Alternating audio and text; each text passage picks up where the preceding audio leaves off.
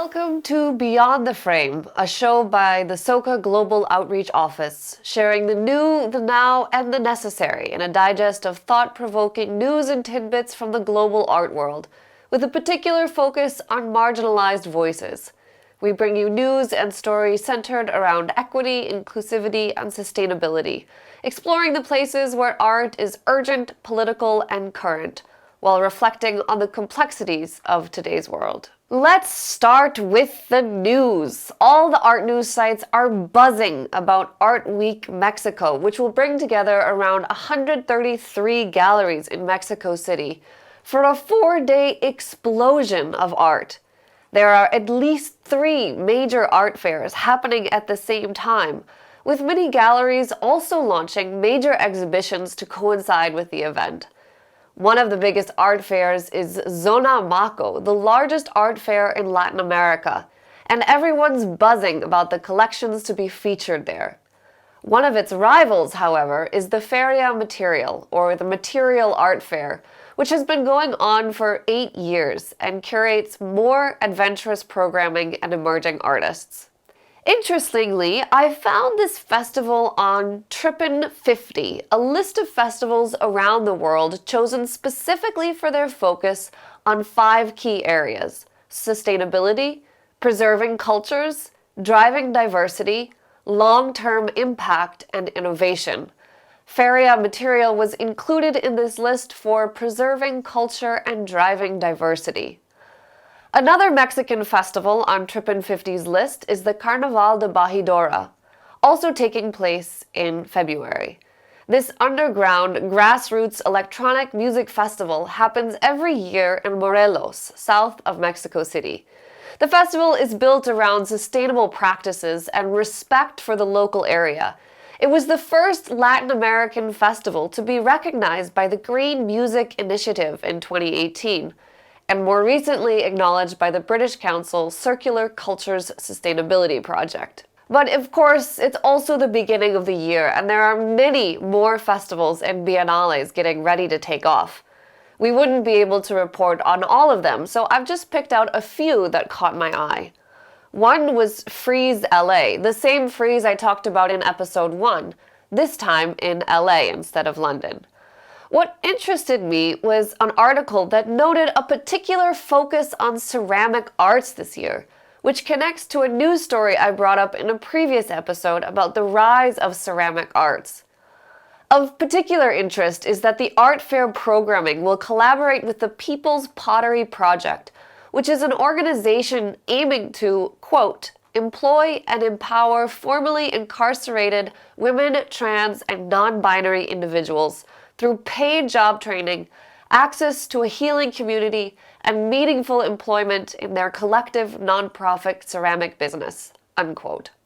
It is a fabulous initiative and speaks to a particularly American issue of the difficulty facing previously incarcerated people, especially women and non-binary people, in gaining employment after their release. There are 2 other festivals to mention here. The first ever Islamic Arts Biennale is set to take place at the Hajj Terminal in Jeddah Airport.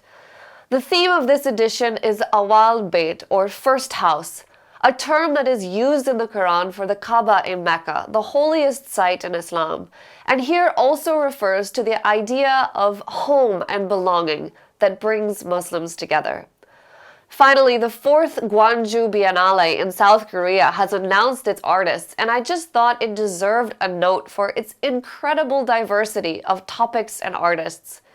The theme of the Biennale is soft and weak like water, and will include curated and commissioned works on subjects such as Gwangju's marginalized populations, Mekong River farmers responding to social and ecological crises through animism and shamanism, indigenous Mayan culture, and traditional purification rituals in Korean folk culture. It sounds like a fascinating and diverse range of mediums as well, from animation to immersive installations. Speaking of diverse inclusion, I noticed an article about the Vienna Biennale 2024. Yes, they do plan that far in advance.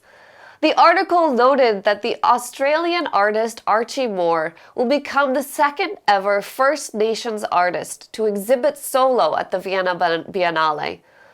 Moore is a Kamilaroi and Bigambul artist and represents a recent beginning of global awareness and recognition of Indigenous artists in the contemporary art field. To wrap up the news section, it's worth noting that February was Black History Month, and the art news website Artsy prepared a list of 28 Black artists to learn about. These are artists who have had prominence in their circles, but have been excluded from the mainstream conversations, and their valuable contributions to the art world has been overlooked. Their legacies are celebrated in the list, and I do encourage you to check it out, linked below. Now let's move on to the trend section. This episode, I'd just like to nod to the Artsy Advisor Notebook, a roundup from leading collectors and sale advisors in the art world, around the things they're noticing and exhibitions they're excited about. A few noted how inflation and other economic factors have affected the art world, and noting that after a large bubble of hyperinflated prices, sales have normalized a bit, though collectors are turning back to established artists. One expert confirmed reports from other news sites that Singapore is an upcoming market to rival the established Hong Kong art market.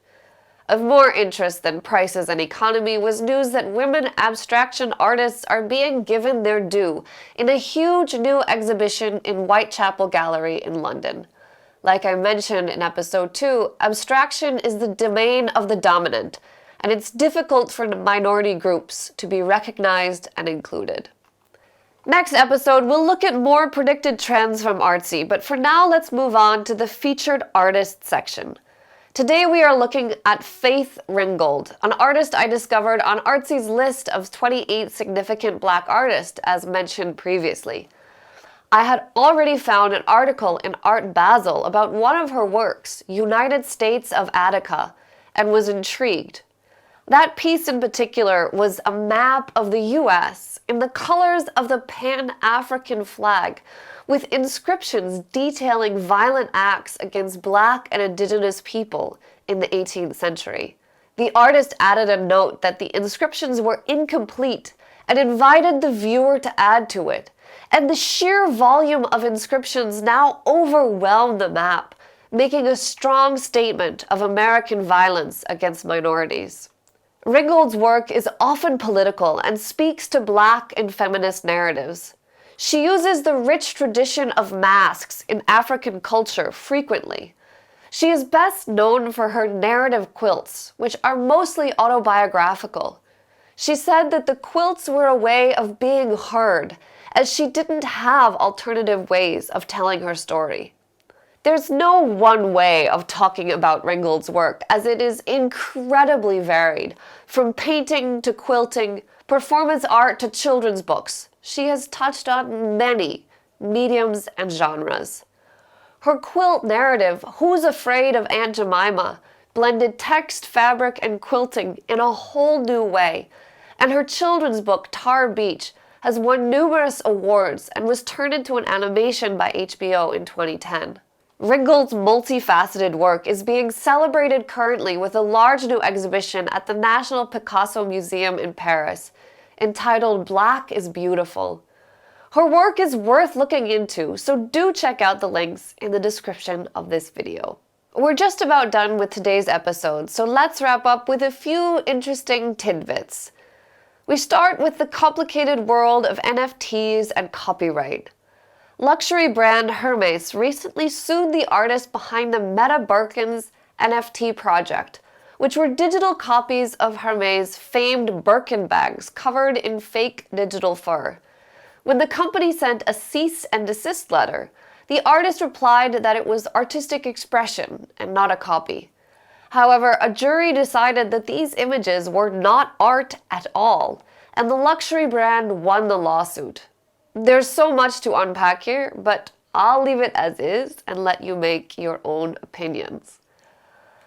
Next up, Jim Carrey has put his mansion up for sale, and it's apparently stuffed full of artworks. For a cool $28.9 million, The airy, luxurious, and artsy mansion could be yours.